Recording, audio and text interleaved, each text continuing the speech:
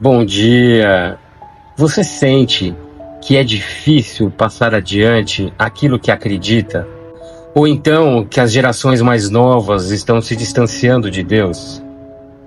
Então, hoje vamos ler o Salmo de número 78. Ele nos lembra do poder de compartilhar as histórias de fé e dos feitos de Deus para fortalecer nossa esperança e orientar, assim, nossas famílias e filhos no caminho certo. Então vem comigo na leitura deste salmo e descobrir as lições profundas que ele nos traz e como ele pode renovar nossa visão e propósito. Vamos juntos, Salmo número 78. Povo meu, escute o meu ensino. Incline os ouvidos para o que eu tenho a dizer.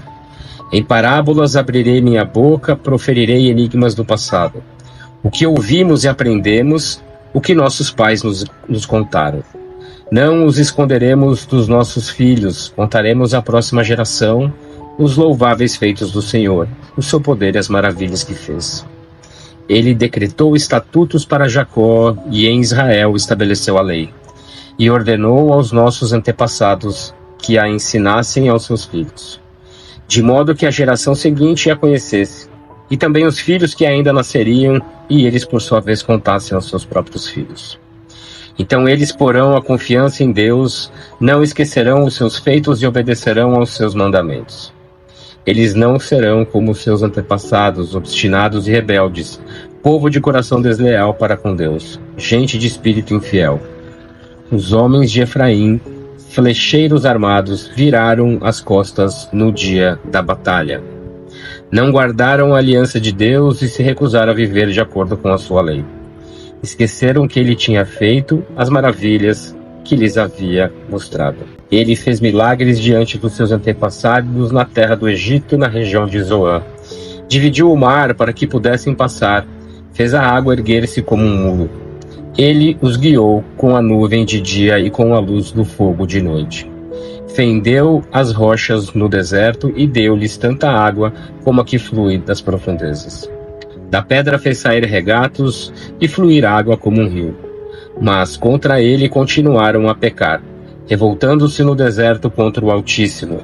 Deliberadamente puseram Deus à prova, exigindo o que desejavam comer. Duvidaram de Deus, dizendo: poderá Deus preparar uma mesa no deserto? Sabemos que quando ele feriu a rocha, a água brotou e jorrou em torrentes. Mas conseguirá também dar-nos de comer? Poderá suprir de carne o seu povo? O Senhor os ouviu e enfureceu-se. Com fogo atacou Jacó e sua ira levantou-se contra Israel, pois eles não creram em Deus, nem confiaram no seu poder salvador. Contudo, ele deu ordens às nuvens e abriu as portas dos céus. Fez chover maná para que o povo comesse, deu-lhe o pão dos céus. Os homens comeram o pão dos anjos, enviou-lhes comida à vontade. Enviou dos céus o vento oriental e pelo seu poder fez avançar o vento sul. Fez chover carne sobre eles como pó, bandos de aves como a areia da praia. Levou-as a cair dentro do acampamento ao redor das suas tendas. Comeram à vontade, e assim ele satisfez o desejo deles. Mas antes de saciarem o apetite, quando ainda tinham a comida na boca, acendeu-se contra eles a ira de Deus, e ele feriu de morte os mais fortes dentre eles, matando os jovens de Israel.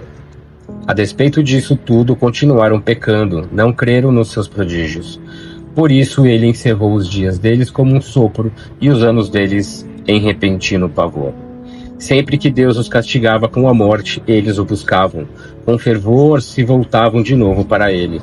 Lembravam-se de que Deus era sua rocha, de que o Deus Altíssimo era o seu Redentor. Com a boca o adulavam, com a língua o enganavam. O coração deles não era sincero, não foram fiéis à sua aliança. Contudo, ele foi misericordioso, perdoou-lhes as maldades e não os destruiu. Vez após vez conteve a sua ira, sem despertá-la novamente. Lembrou-se de que eram meros mortais, brisa passageira que não retorna. Quantas vezes mostraram-se rebeldes contra ele no deserto, e o entristeceram na terra solitária. Repetidas vezes puseram Deus à prova, irritaram o Santo de Israel. Não se lembravam da sua mão poderosa do dia em que os redimiu do opressor. Do dia em que mostrou os seus prodígios no Egito, as suas maravilhas na região de Zoan. Quando transformou os rios e os riachos dos egípcios em sangue, e eles não mais conseguiram beber das suas águas. E enviou enxames de moscas que os devoraram, e rãs que os devastaram, quando entregou as suas plantações às larvas, a produção da terra aos gafanhotos. E destruiu as suas vinhas com a saraiva e as suas figueiras bravas com a geada. Quando entregou o gado deles ao granizo, os seus rebanhos aos raios. Quando os atingiu com a sua ira ardente, com furor, indignação e hostilidade, com muitos anjos destruidores. Abriu caminho para a sua ira, não os poupou da morte, mas os entregou à peste. Matou todos os primogênitos do Egito, as primícias do vigor varonil das tendas de Cã. Mas tirou o seu povo como ovelhas e os conduziu como a um rebanho pelo deserto. Ele os guiou em segurança e não tiveram medo, e os seus inimigos afundaram-se no mar. Assim os trouxe à fronteira da sua terra santa, aos montes que a sua mão direita conquistou.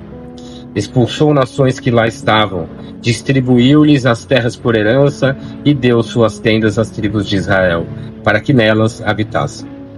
Mas eles puseram Deus à prova e foram rebeldes contra o Altíssimo, não obedeceram aos seus testemunhos. Foram desleais e infiéis como os seus antepassados, confiáveis como um arco defeituoso. Eles o irritaram com os altares idólatras, com os seus ídolos lhe provocaram ciúmes. Sabendo-o, Deus enfureceu-se e rejeitou totalmente Israel.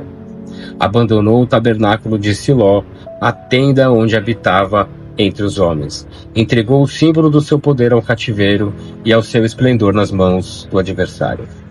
Deixou que o seu povo fosse morto à espada, pois enfureceu-se com sua herança.